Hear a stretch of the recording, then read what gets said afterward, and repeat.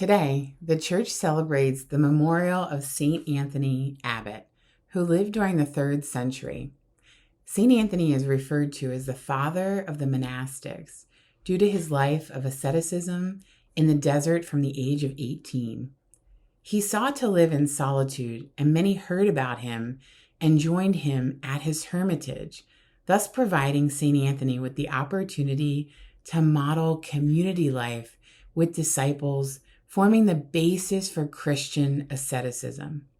He is a model of faithful discipleship and detachment from worldly things. If we look to the daily readings, we see in the first reading the anointing of Saul as the first king of Israel. We know the complicated history of the Israelites and Saul's reign as king. However, we can find encouragement in reading the account of Saul's anointing and see his enthusiasm for serving the Lord as he is chosen by God for this role.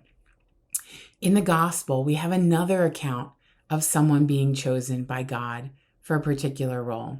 And this time, Jesus is calling Levi to leave behind his life as a tax collector and follow him as a disciple. Tax collectors were not highly favored by the Jewish community, considering their role in society.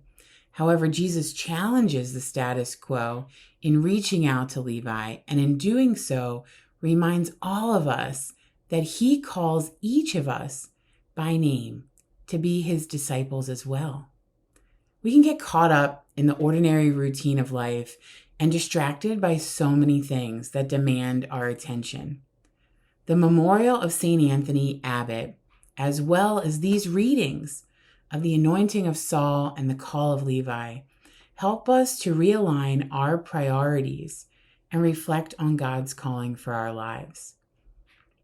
Are we hearing God's call and then adequately responding to that call?